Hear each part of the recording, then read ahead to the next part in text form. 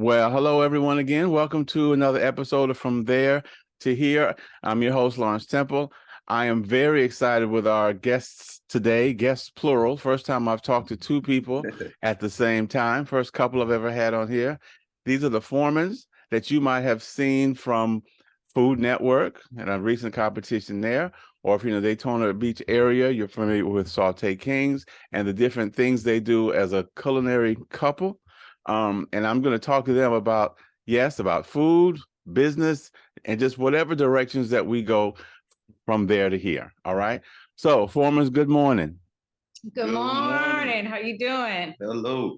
I'm good. I'm good. So I just let you cheat a few minutes ago, and I told you the one question in advance I'm going to ask you, which is, if you all stepped on an elevator and someone said, "Hey, who are you?"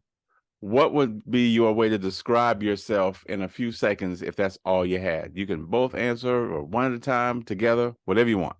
Right, Chef, go ahead. Yes. Well, my name is Foreman. I'm from New York. I would say I'm a culinary influencer. I also like to influence the youth through my platform. I'm, I, I'm a food competitor. I also compete in the food, but my real focus has been to just put the limelight on different opportunities that the food industry can bring to our neighborhoods. That's who I am. Definitely. And yes, Miss Jessica, what would you say? I'm Jessica Foreman Delgado. I'm a wife, mother, entrepreneur, and I'm a trucker, and I'm also a foodie. Oh, I got it. Literally every two words both of you have said, each one could send me off into a different direction. So let's do this one. I'm gonna say something that I know is false, and you all explain to me why it's false. Okay. I'm a teacher, and I have young people say, "I'd love to have my own business," and I say, "Well, why, Billy? Because if you're the boss, you can do anything you want. You can come in if you want to. You can sleep late if you want to, because you're the boss. So no one tells you what to do, and it's an easy life because there's no one telling you who's over you." Would you all please tell me why that is foolishness? Well, to begin with, let me start. When you're the boss, you have to play every role.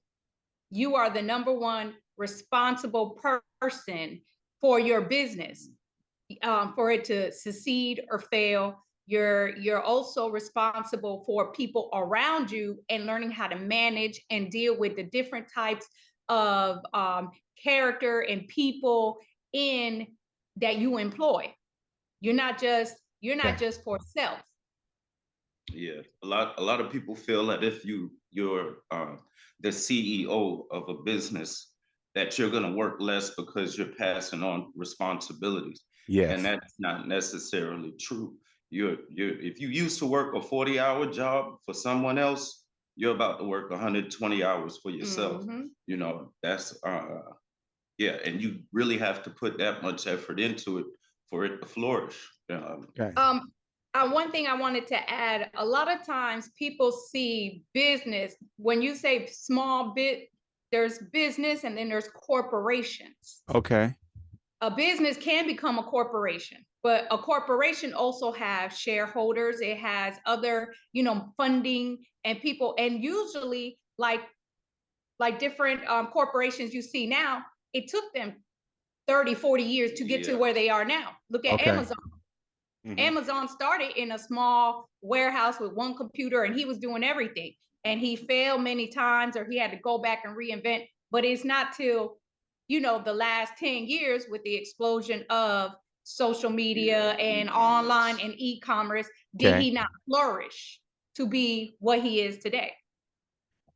Okay. And I do know, as someone who works with young people, if they see a success, they think it's an overnight success. You start on Monday, you're profitable on Wednesday, you're a millionaire on Friday, and then you go from there. They really think that. So, and not just kids, but regular people. So I'm glad you all talked about that. Yep. I was just gonna say that, sometimes, especially now, I see young people think that they're going to go on TikTok and be famous, or they're going to do, they're going to do a YouTube. Yes. Can things happen? Yes.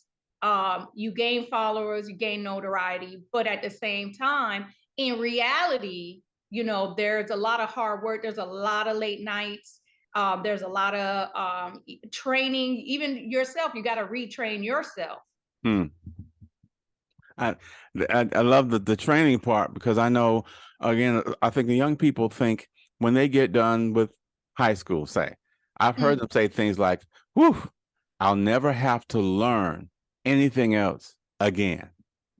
And could you all talk to me even more about the learning curve? What are things you had to learn in your business or in your world? Well, I would say in our efforts, and attempts to do things on our own, you're going to hit some roadblocks and you're going to hit some failures. And let me change that. Let me put it in a term they'll understand. You're going to take some L's. All right. So you're going to lose, but you need to look at that in a different sense. That's building character. That's building experience.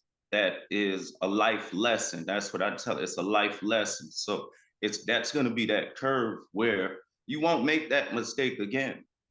You need to look forward to some of that opposition, because if you do have to deal with it again, you know what to do. You know what not to do. You know what direction to go. So, it can be discouraging sometimes to take a loss or things don't work out, but you'll know how to deal with it the next time. So that experience, somebody asked me, I don't think I want to start my food business because I didn't go to culinary school.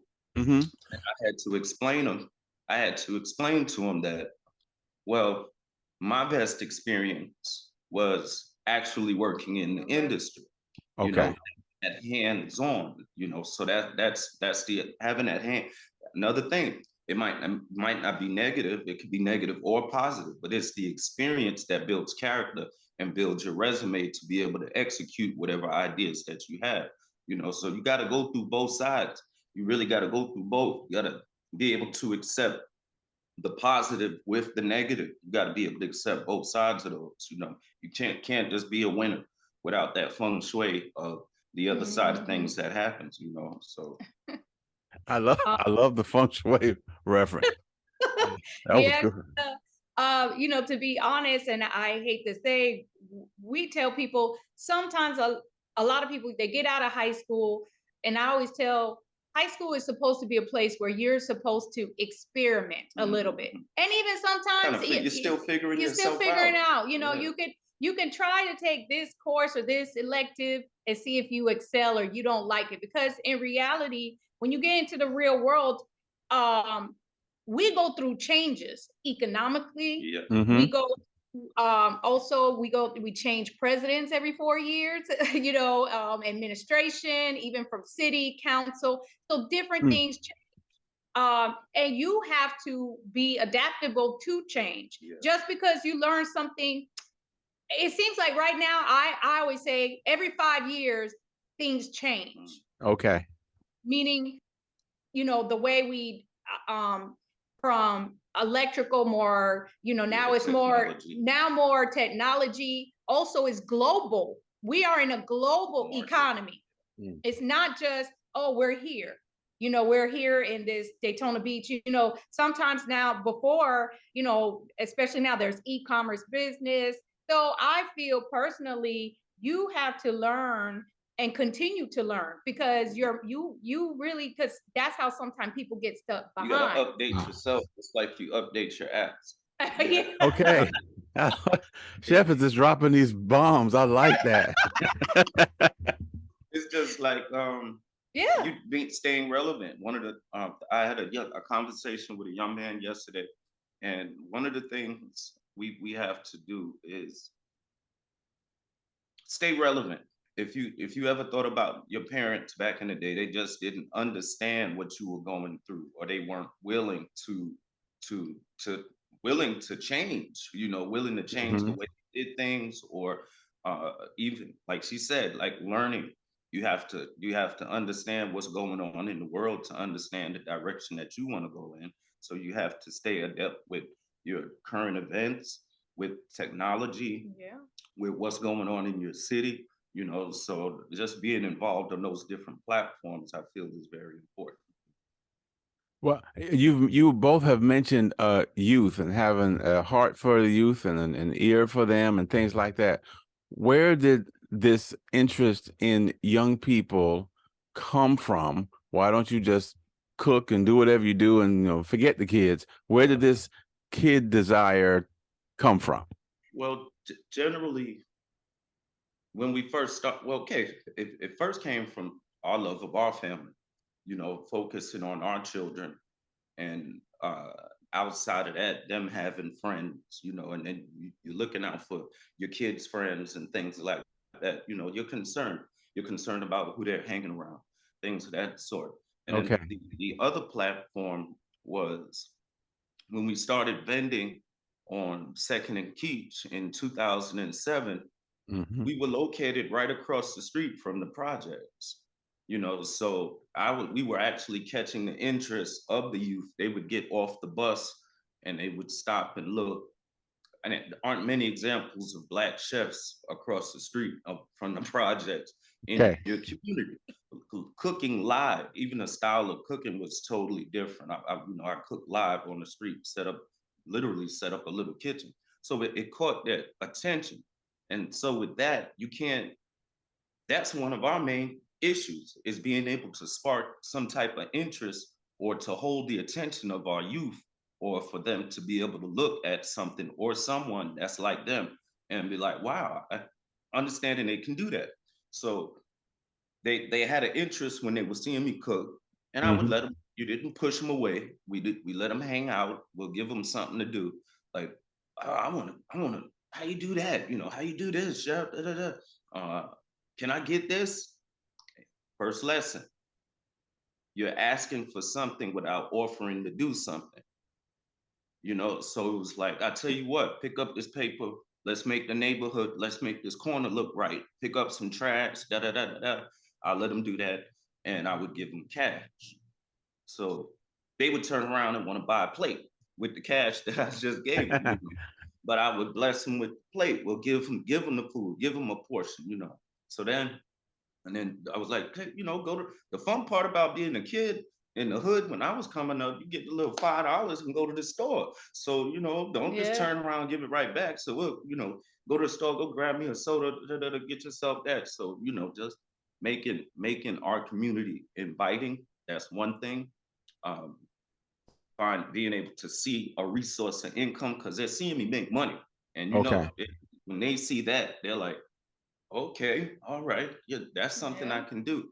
So we've literally had kids that stayed in touch from 8 years old all the way into To college. adults. Yeah. Yeah, so Wonderful. Yeah. it was I, Also, I think we also came from the same neighborhood that we were cooking in, yeah. just at different eras, at different times, and different, you know, when people say, a poor area or undeserving area, you know, or food desert, you know, we're from, you know, we grew up in the, you know, I was born in the 70s, grew up in the 80s, you know, and we were, you know, he's from Queens, New York, and I used to live in Hartford, Connecticut, you know, so we Okay. were from those areas, you know, what they say, it just down south. You know, we had different, back then we had different programs, you know, we had United Way, we had you know, I mean, what else? The Boys and Girls Clubs, they're in different areas. You see what I'm saying? A lot of activities, churches used to come in, you know, It has changed. and we used to have free clinics that we would go and get our shots and things like that. So Okay. we came from that era. You know, we grew up like them, you know, and you know, sometimes, So it's like being able to have an understanding, you know, we yeah. have understanding what they might be going through in the home. Hmm. And just sometimes they just need A guidance. yeah, it's funny. The kids used to get off the bus on a Friday, especially the young men. Hmm. They would call their mom. You know, notice that single parent home. They're calling their mom. So I pay attention to that. But I'm gonna hang up here with you, chef. I was like, what's the first thing you need to do? Let me call my mom. Okay, so they'll call. Follow the steps. They'll call. Um, can I stay up here? Where you at? Oh, I'm up here with Chef Count. It developed into having a reputable relationship with these kids to where Okay. that area and that corner was a safe place, almost like a community center, but we're outside in front of Yeah, pretty the much. barbershop. Wow. Yeah. But they really enjoyed it. And they also felt like they were a part of something. And I feel like that's important too. They talk about that proudly. Like, Chef, you remember when I was out there with you. We've been doing this since 2010. Or they go to apply for a job and We can give them a a reference. reference because they really did work. They're learning Mm-hmm. customer service. They're just, and as far as dealing with people, respecting each other in our community, because that's Yeah. something we have an issue with, that respecting each other, as a minority community. We have issues with that. So it's like dealing with some of it. You can't complain about something and not put forth some type of effort. Okay. And I'm glad that we started way back in '07 before we had anything. If we would have waited, think about it. People, when I get it, when I hit the lotto, when this happens, when I'm rich, that's when they want to deal Yeah. with the problem. But you have to make an effort, any sort of effort. Just if somebody needs just any effort, you'll be very surprised how being forthright with certain things can really change somebody else's life. You'll be surprised about that. Now, when you look at your own personalities, in other words, I'm thinking there are other people who would want to be in business or make money or whatever, but the reaching out aspect you do wouldn't have occurred to them. They would just would have occurred to them. I'm here, make money, do the next thing. Where does this desire to help come from? Do you think you were just born with it? Or how you were raised? Well, Where does that come from? I'm glad you said that because we see it. We've seen it ourselves. We even in our neighborhoods, we've seen it where people come into our neighborhoods, they make money, but they don't never reinvest in it. Yeah. They never give back. Sometimes you see it in corporations. Sometimes you understand what I'm saying. It just we've seen other business owners. That's what they come to do. They're there to make money, but at the same time, we were very customer service based because we were in the hospitality industry. So Okay. our experience also led us to know that, hey, I work for corporate. I worked in corporate restaurant. I would see people from our neighborhood go to corporate restaurant, and sometimes they didn't get the best treatment. Mm-hmm. But we still pay. We still pay them, and that don't go into our community. It goes to Darden. It goes to Olive Garden. It goes to somebody where they will never know your name. It's Okay. kind of. I feel like it is based off of giving back because of the support that we get. Because we were in a neighborhood that wasn't considered profitable, but we were still able to go in there and make some money. So Okay. it's kind of like saying thank you for supporting us at the same time. And like I said, addressing issues, because sometimes people need people to speak for them. So you got to fight for certain things. We got to fight for our street to look the right way. Uh, we got to fight for the respect from authorities that do police our neighborhoods. We have to fight for the same treatment and the same funding that everybody else Beach gets. Street shouldn't be immaculate while 3 blocks away you have a law firm that's taking advantage of our Midtown development funds, but then our Midtown area still looks like dirt. Okay. So there's so many discrepancies as far as, and that's what we try to put the light on, and it's also, you got to take care of yourself. Stop walking around with your hand. You stop looking for a handout and find a solution, because if somebody does help you, they usually hold that above your head. And that's kind of been the situation, even with the neighbor, even with government, small city government. You know, it's usually a trade-off there in the meetings that I've had. I said, well, Okay. we can do this as long as you can do that. You know, it's like, no, you all are the public servants. This is what we deserve this. We're supposed to have these things that we're Mhm. asking for, you know, and it's like, ugh, it's a real battle. But our solution was you support us, we support you. We, you know, and we've been outside of the community, uh, influenced by a corporate way of doing things, working in the industry, and we wanted to bring that professionalism into the community. And that your corporate experience is what I wanted to talk about, because when people think about folks with their own business, they also think that, say, I start this business and that's the only income I'll ever do the rest of my life. In other words, I know that at various times you all have pivoted to do different things. I Yes. know, Miss Jessica, you're a trucker. Can you talk about the other things you have done along the way in the midst of having your own business, but the different pivots and outside things you all have done and switched to, et cetera? Um, Years. yeah, we had, when we first started, we had a cleaning service and then we had a concierge service. So then we branch out from that into the catering. We started, you know, we started and it wasn't even catering at first. We were actually we would basically what is that, private chef. We will offer private Okay. chef to some of our clients. After private chef, then we went and we worked for Angels and Phelps Catering up on Beach Street. So Mhm. we were leasing Right. ourselves out. We were like 1099 employees, which is you know, like independent contractors.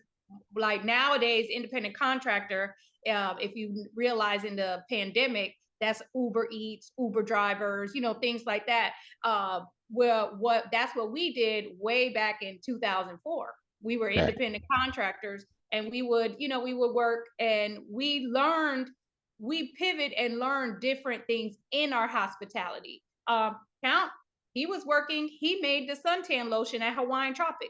He was dealing with the Okay. chemicals.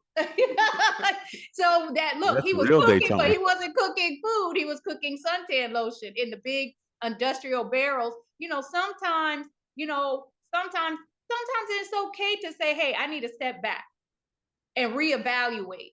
Because unfortunately, what a lot of people don't know, when you start getting into business, you're gonna spin. You know, you need inventory, you need product, you're trying to, you know, then you're gonna have everybody come in, hey, let me build a website, let me do this. You gotta be on different. So when you start, you're looking like, okay, It costs more than I thought. it costs more. Now I'm in the negative, I'm in the red, because Okay. I didn't make anything. You understand? So sometimes you do. I always say you're gonna have to. Diversity, I feel like diversity in business is important, and uh, a business plan that you can go back to and change in a sense, because Mm-hmm. you'll have to adjust with the times. You'll have to adjust with the times. There might be a product that has to be seasonal. You'll have to make adjustments. So I feel like stepping out, doing different things, and understanding how business works or how a process works in another area. That's important. We worked in higher end homes, cleaning, but it opened the doors for opportunity. And you know, bakers can't be choosers. So if they Yeah. were like, do you pressure wash? I can pressure wash, you know, Mhm. and I was, and so, you know, we were very open to different things. Yep. I pet sit. I even pet Pet sit, sitting. Yeah, Okay. I did. we did We did windows and window construction, some cleaning. cleaning. You know, it's just different platforms. And also you got, the pandemic was one example. And I hate, me and Count was just talking about us, Mm-hmm. you know, Generation X. We done been through all through the 90s, September 11th. We've been through the economical downfall, 2008, the housing collapse, you know, then we went through a One thing after pandemic. another. So it's like we've been, and you know, I think, and look what happened at the pandemic. Everybody had to change course. Yeah, a lot of They people were had to forced readjust. to change course. Businesses failed. Businesses failed, and businesses also were started because people didn't have, Mhm. they didn't have a choice. They had to look outside the box now, because what was usually available to you as a job, now Yeah. you're working from home. You know, now this company's shut down. Now this company's cutting hours. Maybe you don't agree with the vaccine, so you got to pick your poison. You got to pick your lane, because Okay. if you don't take the vaccine, you You can't can't work work for for the the, can't this company, you know, or you can't travel. So it was eye-opening yeah, for a lot of people. And I think, and then sometimes people felt like, oh, for me, it did, because I was like, okay, well, you got to now step out your comfort zone. all my business owners had to shut down their businesses, so I became unemployed. So I was Yep. like, okay. I was like, okay, well then, what is something that's foolproof? As you saw, healthcare was booming, and then you know, online boomed. You know, there was certain Supply and demand. And then at home, you know, at home services, or everybody was Zooming, going to school from home. So I had to change myself. And that's where I said I needed to find something that was, you know, that if something like this happened again, I had a job. And I might not work on it all the time, but that's a skill set I have.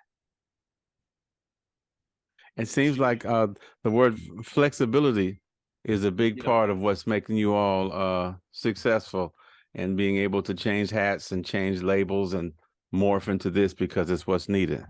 Yeah. And little diversity with your income never hurts. And also, you know, in business, you do have to be flexible sometimes. You know, you're also you listen, if you think you're going to go into business and you're going to have 10 employees and everybody's doing everything for you, but what happened if all them 10 employees quit?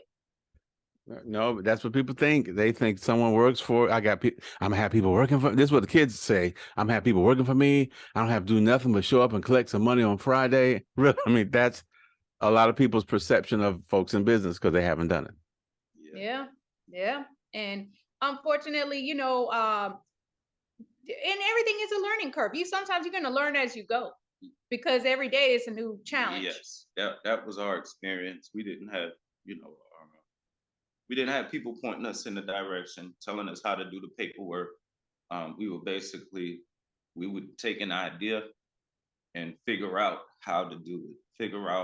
Once we learned how to structure the cleaning business, basically structuring any other business is pretty similar, other than the class and the name and certain things like insurance. So once we figured out that first business, it kind of opened the doors. I'm like, well, we could do this, or we could do this, you know. And, oh yeah, I sold clothes too. I used to buy clothes in New York. And so the retail element, buying wholesale, you know, learning how to get proper wholesale certificates and things like that. We did that, fly to New York, go to Miami, pick up clothes, bring it back, lay them out, take pictures of them, did all of that, you know. And that really was helped. And that was like during, That's oh like my gosh, 2001. Yeah, that was in 2001. So 2001, it was a little different than it is now, because now you got drop shippers. You can get direct links to vendors. Now you got different. The business changed. Yeah, the business changed. So now you got different platforms where you can sell clothes. You could take pictures with your cell phone. Back then, it was flip phones. Okay, right. Yeah, you know, it sounds like so much. I know you're in the trucking business, you're in the food business, but it sounds a lot like what you guys really are is in the relationship business. Because when I look at this, what you talked about so far, you talked about how you relate to customers, to the kids in the neighborhood, to people in government, all these kind of things. Can you talk about the importance of how you relate to people when you're in business, like relating to coworkers, vendors, and maybe some tips on how to relate and communicate well with the people you have to do business with? First of all, it's called being professional. It's called being you know, having a personality, you know, talking to people. You get more from sometimes your smile is your business card. The way you respond to people. There's times where you might, unfortunately, you know, business is business. You know, sometimes there's lines that you need to draw of what to accept, what not to accept. And then also you attract more people with honey. Now, sometimes you're gonna come up to some bees that's gonna sting you, you know, and it's about how you're gonna reply, how you're gonna act. And then also sometimes it's a learning thing, because if you know you went to this vendor and you got poor quality work, then guess what? It's a learning experience. You know, there's ways of, you know, you might have to return, or, you know, sometimes you might have to take the L and be like, well, this wasn't for me. Let me do more research on my next vendor, or you see, or have certain things in place so I don't get stung again. I think sometimes keeping things cordial, de-escalating, that's something. Dealing with a aggressive community, you can either take it to that other level, or you learn how to deal with us. And I try to de-escalate, you know, like when something's going, we're in a public place in front of the projects down the street, you know, so something's gonna happen. And then you have to find ways to keep, not just like, here it is, I'm on the corner, something's popping off. I have to keep the kids around me safe, the other customers, things of that sort. So I'm not gonna, you know, you want to de-escalate it, find a way to make, calm him down, and, you know, calm people down. Like, hey, let's not do this, man. You know, not right here. Respect is another thing too. You do have to, because they will run over if they don't respect you. So being able to, and you got to earn that respect. And like you said, having a relationship and being relatable, that also helps. You know, they realize, well, he's just like me, or we don't hold ourselves above people. That's something else. You have to be approachable, you know, regardless. Yes, I'm a Food Network chef, but I'm a human being in the same place as you right now at this moment. You know, so we're equals, you know, and I really try to present myself to people like that, you know, and I think that helps. This reminds me of a situation I had in my teaching life. I want to ask you about this, because you have thrived, both of you, in all kind of environments, as you say, in the locations directly across from the projects, but also in high-end neighborhoods, majority white clientele, Black clientele, and everything in the middle. This has come up in some of my shows. When I was a teacher or administrator, we would try to get minority students whose test scores said, hey, next year you could take upper level classes. You could take honors or AP or whatever. We want to get mom's permission to put you in those higher level classes. And mom would say yes. But then early the next year, often mom would say they want to take him out. The child would say, hey, well, you know, the work was too hard. But if I knew the kid and I got to talk to him, sometimes they say, Mr. Temple, the truth is I could have done the work, but I just felt funny because I was the only Black kid. I was the only person of color. No one treated me bad. It was just I didn't feel comfortable, or my friends gave me a hard time about it, etc. So I said that backstory to say, what are some tips for people, say even from minority communities, who might feel intimidated working, thriving, whatever, in areas where they might be the only one, or where the area is different from their home, but it's a place where there's an opportunity? Can you give some tips for that in these next few minutes? And if it cuts off, I'm going to pause. I'm going to restart. Okay, please go. I would say, like she had mentioned, being approachable. You attract. You would. It's better you get attract bees with honey. You know, it's you need to.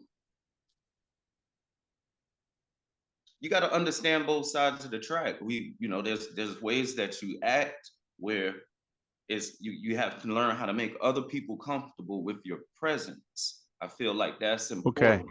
So being able to speak well, being able to communicate, and being able to communicate with other people, that's important. Not just knowing how to speak hood, what up, my dog, and stuff like that, because that's not gonna go over well in another situation. another thing more is corporate situation. yes, you and know? another thing is, if you want new doors to open, you can't continue to be in set in your old ways, because that does not help. At the end of the day, you want to be, you have, that's the thing. Something you have to hold yourself to at a higher position if you want more. Because in the real world, this why it's not just your area. And I try to get this to, and even myself, and I tell it's not just Daytona Beach, Foreman. There's Orlando, Miami, Atlanta, Georgia, New York, even Montana. You might branch out. What you did here might not be equivalent when you go to another area. Or say you want to move, say you get an opportunity to go across the sea or go into another country. You have to have, these are people skills that are very important in today's society. And you have to really be open-minded and be like, I want to broaden my spectrum, because you will be typecast. It's like Hollywood. You would have to. It's like Hollywood. You're gonna be typecast.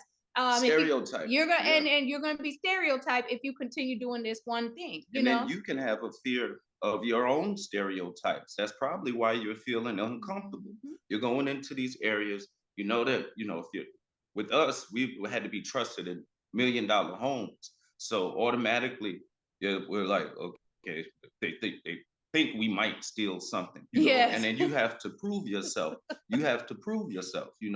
It's I think personally dealing with the stereotypes, you kind of put that in the back of your mind and you focus on the business and your job and presenting yourself a certain way. So I love it. I'm going to stop this link. You're going to see a second link show up in your email in about 5 minutes. If y'all could give me about 10 more minutes, please, because this is problem. I appreciate it. This is great. All right. So this is going to disappear. You'll see the new link. Come right back. Okay, no problem. Thank you. Okay. All right. Well, that was excellent about being able to function in all these different environments and climates. And even when you talked about how we have stereotypes in our own mind, which limits what we even try to do. And I really appreciate that. And again, the majority of the things you guys have talked about today, if you think about it, almost none of it had to do with cooking. It had to do with relationships.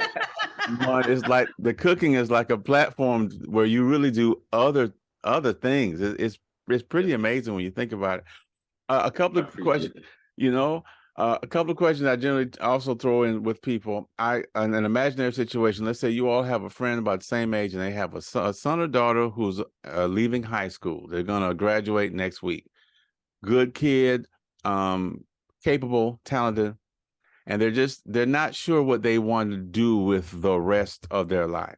So let's say, hey, will you let them come over, just take them out to dinner, just sit down, chit chat with them, and maybe you can share some wisdom with them, because I've seen your life and I really want you to talk to my son, Billy. So you all take Billy to eat or wherever, and you sit down and talk. What kind of things could you imagine you would say to Billy or Sally in that kind of situation? Usually I keep it real light. I just keep it as a conversation. I try to find out their interests. Usually when I start off with the youth, I try to find out their interests. And the easiest thing, one of the things I'll always find out is what their hobbies are, what they enjoy to do. And then I kind of work that, like, wow, okay, that's I like to draw. Oh wow, I got a friend that's a graphic artist, blase squaze, like turning their hobbies and their talents into either a business or a career would be the easiest and most successful thing they could probably do, because I enjoyed cooking. It was more of a hobby. I used to cook with my mom. I started cooking at about 8, 9 years old in the kitchen. And it wasn't a job. It was an activity that I enjoyed, but I turned that into a business eventually. I did not know that's what I was going to do till after I was 23, 24. And my story is public. I've been to juvenile, jail, and prison. So after I got out of prison, it's just funny how it happened. I stopped fighting. You know, I was getting in trouble. I stopped fighting, and it turned in. I was able to go to work release, which put me in the kitchen, and I worked in that corporate element, and kind of realized that I'm really good at this. You know, in comparison to other people, when I'm in at a, when you're in a work environment, you're in a competitive environment, and then you realize that I'm pretty good at this, and that was something that I enjoyed doing. So focusing on the hobbies, that's kind of the direction that I push them into, especially when you're indecisive, you know. So that's how I would approach it. Also, to my opinion, I always tell kids, I said sometimes don't be scared to start over. Now, now dealing with college is a little different because you're paying for school. So I hate to say you're gonna pay for the mistakes, but you could say, okay, well, I got into this, but say you're almost done and you're like, well, this is not for me. I don't like it. And I always tell people the best experience, the best way you're gonna know you like something, go and find a job and do it. Because a job you're gonna get paid. Okay, there's people that they want to be a teacher like yourself, but they never dealt with you. They don't have children, and I'm like, well, why don't you go work at a daycare, work at after school program, for you to get yourself into that role. You're gonna make you a little, make you a check just so you can see if you like. Because a lot of people, and it's the same with us, we worked the corporate aspect of cooking, so we knew the ins and outs. Everybody like to see the stuff that you see on Food Network. That is edited. That's not the real deal. Yeah, edited reality. Edited reality. Just like you see certain things on TV shows, a lot of the youth, they like, oh, that's why they have the notion. I want to do that. I want to do that, but they don't see know everything that goes on behind it. So, and that's the thing that people not realizing. It's the other stuff, the real, struggles and travel. That's another thing. Yes. Get outside of your environment. I feel like that's important. Yep. I take people outside of our environment through our food. That's an experience through that's how I see. They were like, where is this from? They asked me my genre of cooking, and it's international soul food. That's my base. So I do Asian, I do Caribbean. I'm not Jamaican. I'm not from any of those places. At German, I can do, there's a Russian dish. I've done Greek. I've done Mediterranean. I've made kibbeh. I've made sausages. I have trophies for multinational sauces. I have a sake wine plum sauce. I have an Argentine barbecue sauce. Both first place trophies for both of those recipes. But the diversity also caused me to research about Japanese culture. Where did sake come from? How did they develop this? The Argentine barbecue. And Bananas Foster's. Where's the first restaurant that created the Bananas Foster? Took me to New Orleans. I'm in Louisiana.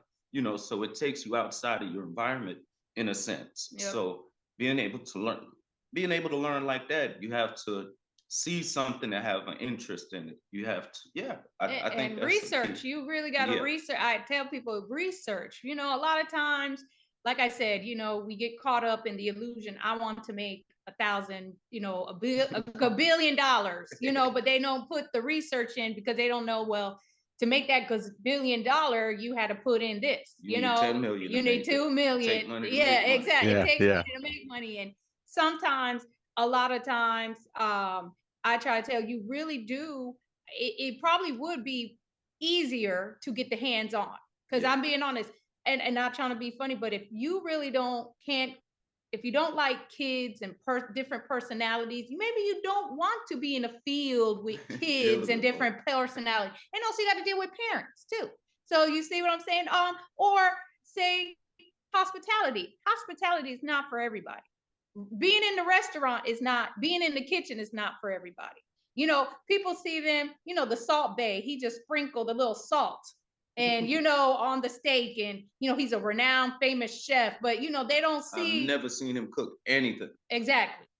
You know, there's I've never seen him cook anything. It's all the show, you know. And as a real chef, that's one of the things that that bothers me. Like if you're really not getting to the work, that foofy, that it's not really showing what you're doing. You know, the pictures that I'm not an Instagram chef. That's something that I separate very, you know, adamantly. I am not. I do the work for real. You know, and the plates that you see coming out, those are not show plates. These are actual people. They were like, wow, that looks good. Da, da, da, da, da. And that's actually somebody's dish, somebody's meal, not something that I did all of this and added coconut spray to make it shiny. No, it comes out looking moist and tender like that, you know, which is the It same. seems like most people who work in the field aren't fans of the TV shows that most people like of that field. Like cops hate It's a cop TV shows. misrepresentation. I'm a Yes. teacher. Yeah, and there used to be a TV show called Boston Public. I hated it because I despised it because they would take something that maybe happened once, but they make a whole episode about it like that's what always happens, whatever. So I imagine that culinary people in the real industry are not fans of all of what we're fans of. It happens, and you know, unfortunately, because now we're, you know, I hate to say we're in the age where everything is really televised, you know, from the TikTok to the Instagram to the Facebook, and everybody thinks that's what really happens in that field, and it really doesn't. And even now, you're right, and even TV, it portrays it like this is what really happens. You might get, and I hate to say it, there's one show that I was watching that I can say it's a little bit, but not. And it was recently, it's called the FX The Bear. And you know, he was actually fine dining while his brother was, you know, like a mom and pop place. You know, he didn't have all the brother didn't have all his articles right. He got handed a restaurant, and he's trying to deal with the everyday situation while his brother is in this bougie corporate upscale, and you know, he's doing the little piecework and all this. You know, it shows two different side of the business. Believe it or not, business have two different, or any kind of occupation has two sides of it. Yeah, you got your presentation side. Yeah. Just like a piece of fish, you got your presentation side that you the face that you want the public to see. That's and I think that's something else that helped us, because really how you see us is how we are. This is us. You know, being that you're not gonna catch me when that's just how we are. When I'm in Walmart, I'm the same way. Hey chef, hey, how you doing? You know, being authentic with yourselves. Learn how to be authentic with yourselves. Being comfortable with yourself, being comfortable how you look, being comfortable in your space, where you're going, losing those stereotypes. I had to lose the stereotype about going in Publix, because now I do higher-end food. So sometimes I have to go in public, you know. So paying Publix money though. You know? Like you said, feeling awkward in certain places. Get that off, you know. It's I really didn't have too much of that issue being from New York, because we know how to mind our business and focus on, you know, that building could be blowing up, but a New Yorker, his train of thought is, we gotta go to this. We're going here. I know that's true. I'm from here, but my brother used to live and work up there, and I visited him a few times, and he gave me a few lessons about how not to look obviously like a tourist or whatever. And one of those things was like, I don't care if that building's on fire. I don't care what you from. And it felt like everybody was in a full sprint. It felt like the old people were like sprinting, like everyone. You gotta get into that flow of foot traffic. There is you get run over. And I guess, you know, I think that's also important lessons, because sometimes we get distracted by looking too much at what other people are doing. At looking at what other people are doing. You too busy. And you know, sometimes you're right. You got to put blinders on and be like, okay, this is my goal. You need to do you know, this is my goal. I need to continue going it. Yes. I need to, like your brother says, sprint to that area, you know, and eventually, you know, and sometimes it's okay if you're not being part we got to learn to stop being part of the crowd. Yeah. Stop getting approval, because at the end of, if we didn't get approval. Not at all. We didn't get approval. You know, we started very unorthodox. We were young. We made mistakes. We were young and trying to raise a family at the same time. So that makes it even harder, because you got kids, and everything you make is to help support your household and your family. So we had to take failures and L's. We had to restart. We had to, reinvent. We had to really and focus. Sometimes, we couldn't go to every party. We couldn't dress up. We couldn't buy all the latest fashion. We couldn't always get our hair, nails, and makeup, all that stuff, all that clubbing, all that. That's when you make it. That's when you got learn about what's more important and what is it? Priorities, learning your priorities. A lot of things that these other people are focused on will become like, okay, that's not it, or that's not what we need to focus on.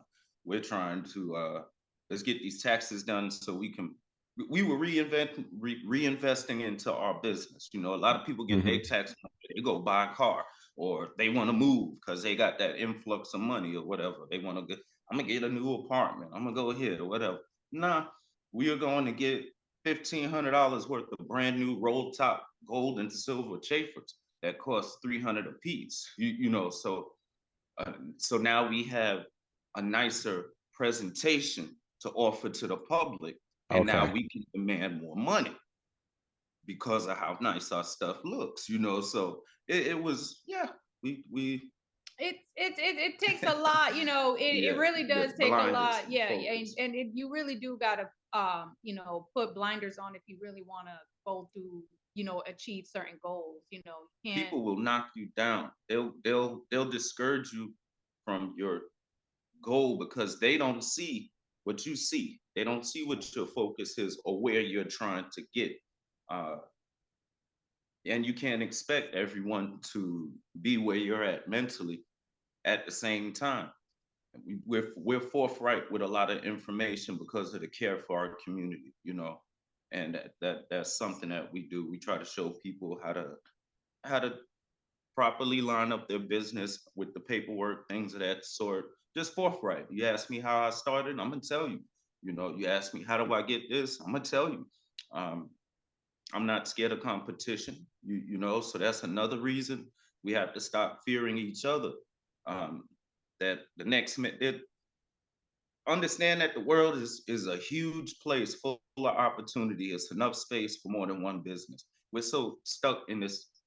I'm in Daytona. There's two fried chicken places. Please talk about that mentality. That is, well, it's just Daytona, so I can only do XYZ. Please talk about that. No, a lot of the time, coming from bigger cities and bigger, like I said, he's from New York. I grew up in Connecticut most of my childhood. I did grow up here too, but the problem is, and let me take it into the corporate sense. Do you think Burger King and McDonald's has ever? There's a McDonald's and a Burger King right next to each other, and they both everywhere you go. Everywhere. They have, and over the years, I remember back in the 80s and 90s, they used to compete each other. Who has the best fry? It was also a marketing scheme for them to be like, to draw in the client base. I hate to say, and I'm being honest, I'm not worried what the next person is doing. I can only worry what I'm doing and my vision, and that's what has led us, because we learn from corporate. I can tell you what people are going to buy, not buy. I was a server. I used to serve. I used to, upsell. I used to, recommend different dishes, So to me, that's how I feel. There's enough money, but you also, like I said, this is a global economy. Yeah. We have to find different ways, just like you were saying earlier, when it comes to the business in our community. One of the things we complained about was you have a booming economic situation a few blocks away from our community. And then inside our community, we don't get the traffic. We don't get outside neighborhoods that come and patronize us. Only a few businesses, if any. part of that crab in the barrel mentality comes from how our community is structured, because we don't get that influx of business. We don't have NASCAR. We don't make those same numbers. So it can be very competitive, because if there's only $2-3 million worth of commerce that comes into our community, and that's only split by 5 restaurants, you have a limited amount of that you can make. So y'all all are fighting for this little piece, but if we had the traffic that influenced more commerce coming through, Okay. and we were inclusive in the area, well, maybe we wouldn't be fighting over these crumbs, because now we got the whole cake is coming through our area and everybody can get a piece. So there's conditions that also cause us to act the way we do. It's like, okay. So that I don't just blame it on how we treat each other. There's cause and effect there also. It's called being inclusive. You got to be inclusive. We want to be inclusive in the whole economy of Daytona. Okay. Not be separate. And other places feel it too. We're not just saying here. There's other. When we lived in Orlando, there was Pine Hill, Rosemont, and there was other different areas. I remember when we lived there, that was the big thing. They were like, okay, well, we need to do this, we need to do that. There was a lot of people going out of business. They were trying to restructure because there wasn't enough influx. And think about it, that's in downtown Orlando. You got the Orlando Magic, and then you got the Orange. It used to be the Citrus Bowl. Now it's the Orange Camp World. You see what I'm saying? But Orlando found out, yes, you have to make this area inclusive of the economy that is downtown Orlando. Even everybody want to go to Disney. What I'm saying? Everybody want to go to Disney, but there's a whole spread. It's just Orlando's just not Disney. There again, another issue, not another issue, but the inclusiveness. Usually when like the Paramore area changed because they put the soccer, but that was a minority community. Right. So we have to be business minded and know how to open the businesses or run these businesses properly, so that we're the ones who live in these communities. Technically, we should be the first ones to take advantage of these economic developments that are going on. 90% of the time, we're the ones that get pushed out so that the corporate or other entities can come and take advantage once things have been gentrified. We'll just call it what it is. So it's like there's other factors. There's other factors that we have to take into consideration, and they all have to be addressed. And it's not just the people in the community. Okay. A lot of people in that community don't have a choice. Well, again, so much of what you're talking about here is going beyond food and plates and what you're cooking, and you're talking about wider issues. It's synergy. A lot of things have to work together. It's not going to be a strong business community if I'm the only successful business. Okay. And you need diversity to attract diversity. So you need a store. We need a grocery store. Yep. We need a print shop. We need a boutique. We need the hair salons. We got enough of those. We need we just need these different. A coffee shop, not just Starbucks, a coffee, Okay. You see what I'm saying? And unfortunately, sometimes the blueprint that's downtown. Yeah, pretty much. There's a blueprint that is in different areas that needs to come into our area. Just like every plaza. If you open a TJ Maxx, there's going to be a Target or Ross. Open a Walmart, there's going to be this. There's synergy that goes on there. Okay. Now I understand what you're saying when you say synergy. Okay. Yep. Because the more when we was on the Great Food Truck Race, we realized food truck rallies bring a lot of crowd. You see what I'm saying? When it was more than multiple food trucks. We went to the first episode, we was in Laguna Beach. That was an area where they really technically did not allow food trucks because they have a strict Laguna Beach have higher end houses. They have already structured businesses. So They changed the rules for the right people. yeah, they changed the rules They changed because the rules for money. exactly, because it's a national TV show. Okay. So, but at the time, the way we all set up, it was 9 food trucks, and they, you know, they had people come. You know, people saw us. They were coming in, trying the food, buying the food. You see what I'm saying? So one truck, Mhm. basic, you know, all of the trucks help attract a crowd. You know, so it technically, by having more businesses and more trucks, we created more commerce because more people were attracted. You know, and that's kind of that's a similar situation. I feel that, you know, I see it now. we need.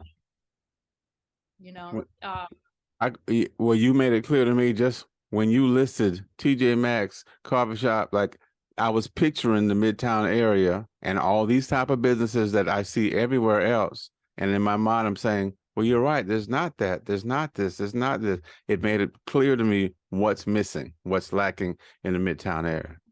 Yeah. But, you know, we that, and to me, you know, we brought concerns, you know, we bring concerns, but, you know, it really does take a community. It takes a community. And, you know, sometimes, you have to fight together. And then sometimes, you know, people feel like if you're outspoken, you're going to, and I tell this, you cause issues, but that's the thing. One thing I'm going to say, the youth has been there, you know, the youth is the one that led Barack Obama to get elected. The youth is the one, you know, when we're in power, if you have the same goal, we might have different, you know, we need to have one agenda. And if it's the agenda to rebuild communities, from, you know, right now, a big issue that everything and a lot of places is having is rent, you know, having affordable housing. Yeah. You know, before, you know, it was unheard of for me to think, oh, okay, we're paying $1,800 for a 1 or 2 bedroom. It's not unheard of now. Exactly. It's not unheard of, but the way things are going, you know, it takes 100 hours just to pay rent. Oh, I see. Yeah, right. I see that. What I'm We're saying? breaking by hour. Yeah. Yeah, it takes 100 hours. If you want to, you know, a lot of it, making an average, if you're making exactly, average, you're making an average of $20. That's 100 hours of your life just to make rent. That's not so that's car. 2 weeks. You got 2 weeks to make it rent, and then you got another 2 weeks to cover everything else. Okay, I see that. So that's why also about having diversified, you know, being diverse in your work and having different incomes coming in, because if your job is not giving you the hours, what happens when it's slow season? Your job is not giving you the hours. Yeah. You know, bills don't stop. They don't. But and speaking of that, one of my last questions I wanted to ask you, and again, I just got to keep saying, I guess I'm going to say, I guess you guys are in the food business, because so much of what you talk about, I don't even know if I believe you do anything with food anymore. But everything else you said talked about everything else. I love it. You all are a couple that you raise the kids and you're in business together. I know so many people who say, I could never work with my spouse, girlfriend, whatever. Can you talk about how you balance, if that's the word, I guess, being a couple, but also being in business together? What is that like? What's the dynamic? Talk about it, please. Well, it's not easy. I'm gonna be just like everything in life. It's not easy. We both have different opinions. We have different ways of doing it, doing things. Sometimes we get into arguments. We have disagreements, you know. But you know, at the end of the day, the main goal was, how do we make our business better? We had the same agenda. Okay. Basically, we had the same agenda. We did have the same agenda. As far as growing a business, so like, we're gonna do this, and even if we're making separate moves, we're always moving towards that goal agenda. We also, over time, we've had to learn how to agree to disagree. Yes. And respect each other as individuals. And you know, a person's way of thinking is usually based on their experiences, you know. So you're not going to convince someone to think a certain way if they've experienced something. You know, it's already been proven to themselves, you know. So you have to agree to disagree. Like, okay, I see it, and not always looking at each other's ideas as being wrong. Yeah, yeah, and it's been 23 years. So it takes some time. It takes time to develop that. It does. And as we get older, you also have to deal with people changing. Our personalities change. We might, what we used to like, we don't like anymore, or that's not what we're into. So there's always going to be growth. There's always going to be growth. There's going to be times, you're going to hate each other, and they call us icy hot because we'll literally disagree. Be like, oh, well, nah, I don't even want to do that. Nah, I'm not. And then turn around 5 minutes later, it's like, what you want to eat? We didn't carry it. We didn't carry it on, especially in the work environment, in the work environment, but at the end of the day, when we're working, I'm like, we might have a little chit chat and then we'll be like, okay, well, this is what we got to do because we're still operating. So we need to, we got to put it to the back burner and continue going. And I think that's in today's world, it's very hard. We all have different opinions. We're all gonna disagree, and sometimes there's people that's they're different political party than I am. I have to listen to their but I'm also gonna give my opinion, but then sometimes I don't hold it. That's what their belief is. We have similar personalities. I would say our aggressiveness and our ambition match. That's one thing. She's Puerto Rican, so I knew what I was getting into. Also, okay. So there's an element there. You know what you're getting into. Okay. Know that line, not the cross. You're dealing with a firecracker. Yeah, exactly. So and I'm kind of a quiet aggressive. She can tell by a look on my face if something bothered me. Okay. Yeah. So she's like, "What's going on?" Yep. Well, I love it. I think one of the big things you said in there was about change. That when a couple is together for a while, they're each going to change, and you learn to change with that. One of my other hats is as a minister, and we talk to couples about that too. That person is not going to be the same person 5 years from now and 10 years from now, and you can't just get mad and say you changed them, because you changed too, and we just have to be flexible about it. You have to recognize some things as growth. You might not see it, but we're learning. We're maturing. We met at we didn't know. Matter of fact, every parent is a new parent. Every parent is. We didn't know how to raise our kids. We never did that before. Okay. That was something we had to learn. And the same thing with anybody else. That's the first time they were parents. You in a totally new situation, changing a diaper. I had to learn how to do these things. Okay. Dealing with my kids and just balancing a home life. Balancing a home life, trying to be a changed person, staying out of trouble. There was adjustments I had to make at the same time, being in a new relationship. And yeah. Well, I love it. I really could talk to you all for another 2 hours. And again, I don't believe you're in the food business anymore. I'm telling you, I don't know, you're politicians, you're social workers, you're motivational speakers. I mean, really, there's a list of like 10 things, and then we get down to food. Yep, we do sell food. We are at 200 South Martin Luther King Boulevard, Daytona Beach, Florida.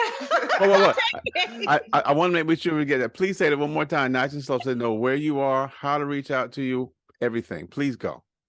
All right, we are Saute Kings. I'm Jessica Foreman. He's Count Foreman. We're located at 200 South Martin Luther King Boulevard in Daytona Beach, Florida. You can Google us as well. And if you want to, our email is www.sautekings2016@gmail. And also you can Google it. You can web search us. We have a website, www.sautekings.com. And if you want to holler at us, our telephone number 386-597-3860. or 3861. Yeah. She didn't They give get her my number.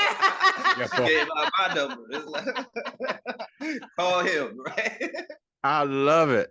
You all were the perfect selection to be the first couple that we've had on this, the first of many. I love it. I appreciate this so much. Thank you both for being on here. No Thank problem. you, Thank you for having us. Thank you. Appreciate the platform, getting some things off our chest, how we think, what we think the problems are, what we think some of the solutions are. And we're welcome to conversations. If, as far as, just like you said, if you have some young people who need some direction or would like to see another element of business, send them our way, especially when we're operating. That's the best time.